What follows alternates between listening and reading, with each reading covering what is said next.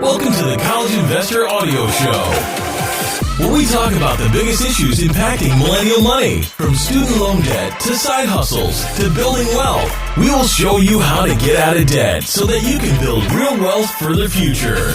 Oh, this is a doozy today. So glad to be talking about this.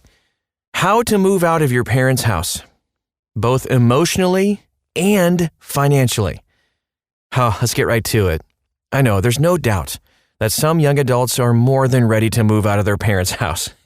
They graduate high school, head off to college, military, job, a gap year maybe, or even a church mission trip or something else, and just never look back. But for a lot of others, moving out of their parents' house can be challenging.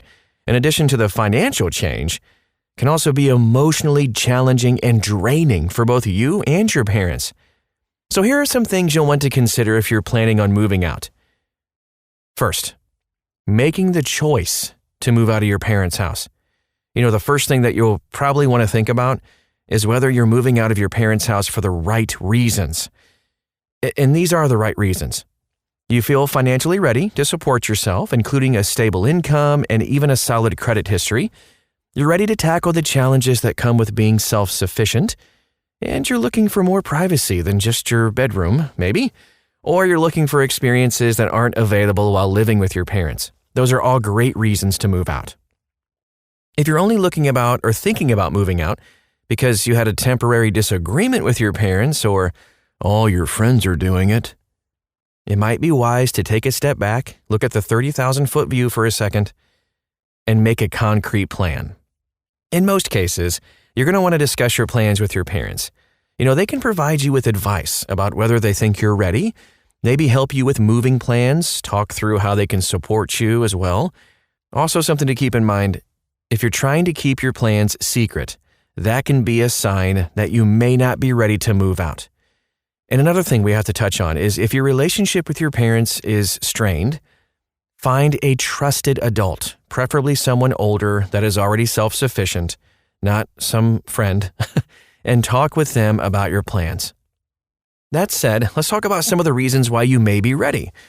Get a financial plan in place. If you think you're emotionally ready to move out, you'll want to make sure your finances are in place. Besides rent, food, and utilities, there are a lot of other expenses that you might not be aware of, since your parents are probably paying them for you and you just didn't realize it.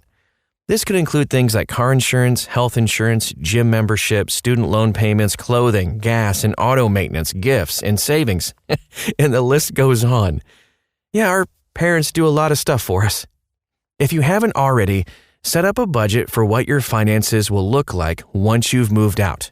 Look at your income as compared to your possible expenses and make sure to be conservative with your expenses too. You might not fully realize what your expenses will be until you move out. You could even consider starting to live with your new budget for a month or two, just to kind of get a handle on how realistic it might be. So the next thing to do, once you're emotionally and maybe you have a financial plan in place, is to also consider the one-time moving costs. As you prepare to move out, you're going to want to have the money to cover some of the one-time expenses that come along with moving. Your costs to actually move might be minimal if you're just grabbing some friends and throwing your things in the back of a pickup truck. If you're moving across the country, though, or have more things to move, plus you'll likely need money for a security deposit for an apartment, maybe even money to furnish your new place, you're going to have to think of all of those things. And then also make sure you have an emergency fund in place in addition to these expenses. In most cases, moving out is not an emergency, so don't use the fund for that. You'll want to have a healthy emergency fund in place for when you move, so you have the ability to pay for actual emergencies. A good place to start is $1,000 in an emergency account, and only to be used for emergencies. And then some of the typical knowledge is at least 3 months of living expenses to make a fully funded emergency fund. Get your credit in a good place. That's the next thing we want to hit at. So another hidden cost for many people is the cost of not having good credit. If you have below average credit, then you may not have easy access to loans and other financial products. If you do qualify for a loan, you may have to pay a higher interest rate. Many potential landlords also run prospective tenants' credit scores.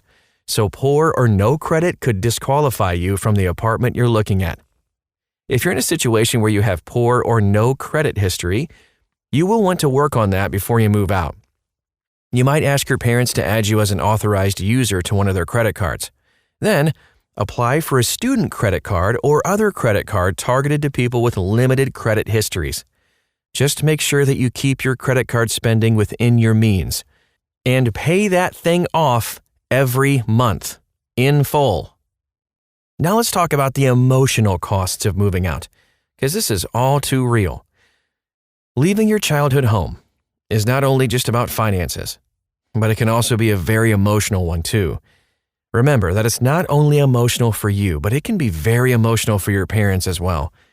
Even if you think you are ready, you may find it a little challenging, especially over the first few weeks and months. One way to help with the transition is to have open and honest communication with your parents to make sure you're both on the same page.